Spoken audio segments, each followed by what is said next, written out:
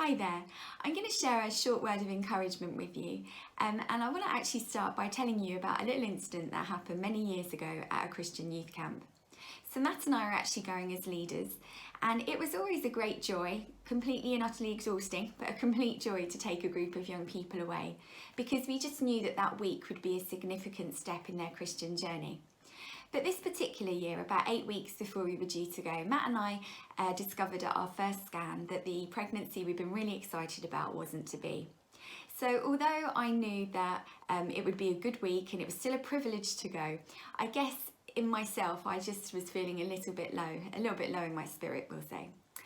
But on the first night we went to the big meeting, and this was always the highlight of the day for everybody. And I remember we went in with our young people and we took our seats.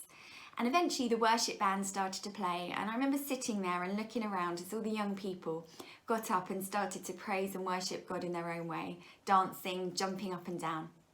But I just sat there, and it wasn't that I was angry or blamed God for anything that had happened to me. It was just, I guess, I was still carrying a little bit of disappointment in my heart. But as I sat there and kind of took in what was going on, I remember thinking, God, it doesn't matter how I'm feeling, you still deserve my praise. So I started to sing along, and then eventually I got to my feet. And as I was standing and singing, I remember that my spirit began to rise a little bit. And eventually I kind of closed my eyes and I turned my face heavenward. Now, at this precise moment, a few rows ahead of us, a young person must have thought it would be really funny to see what would happen if they threw their bottle in the air behind them. And that's what happened, and you can see where this is going probably. So there I am with my eyes finally closed, face heavenward, when all of a sudden a half-drunk bottle of Pepsi came hurtling through the air and hit me square in the face. And it sounds silly now, it was a little thing, it was a nothing, but at the time I remember the shock of it just kind of knocked me off my feet, and I sat back down in my chair, and I remember I put my head in my hands looking down at the ground, and it actually did really hurt.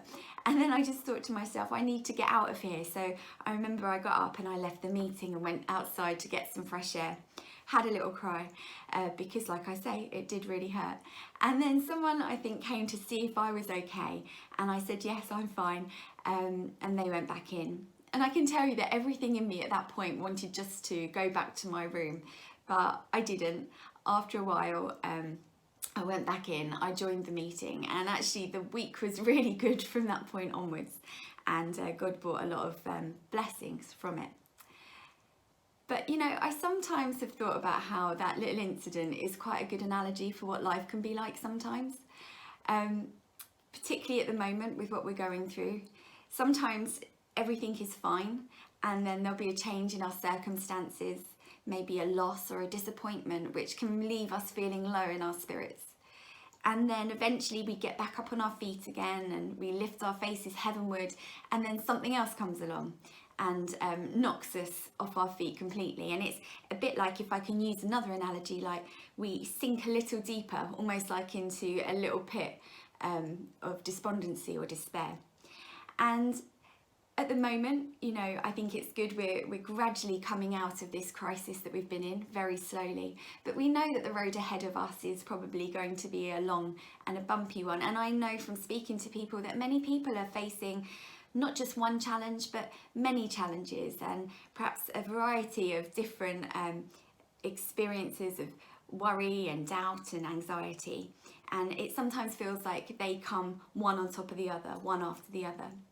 So I just want to bring a little encouragement today, which are actually taken straight from the words of Paul when he writes a second letter to the church in Corinth.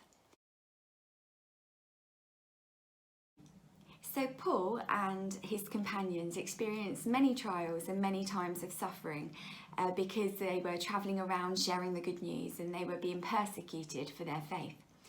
But in the midst of all that, Paul was able to write these words of encouragement. He says, "We're pressed on every side, but we're not crushed. We're perplexed, or we don't understand everything that's going on, but we are not driven to despair.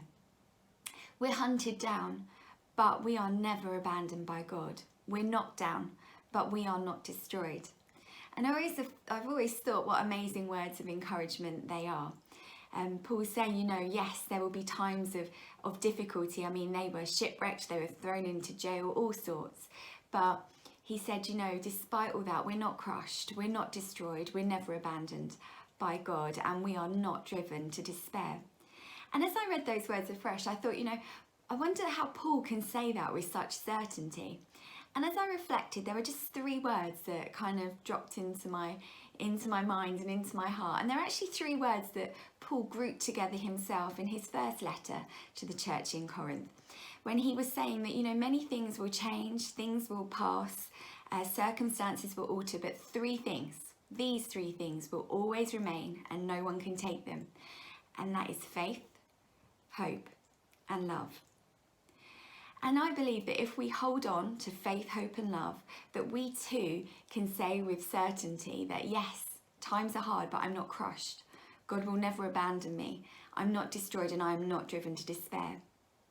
Faith, because that's believing that even though we can't see God, He is real and He's working out His promises on our behalf, and promises of goodness, victory, and wholeness, and He'll bring them about in His timing. Because we have faith, it means that we can keep hoping. And it's not the kind of hope that the world has, which is fingers crossed, we hope everything will turn out right. It is an eternal hope in Jesus Christ, which is a sure and steady anchor for our very souls, which means it doesn't matter how fierce the storms of life become, how big the waves are that crash over us, waves of anxiety or fear or worry or loss, because we can keep hoping our eternal hope in Him. And because we keep hoping, we know that, like it says, He will not abandon us. And He will not abandon us because He loves us.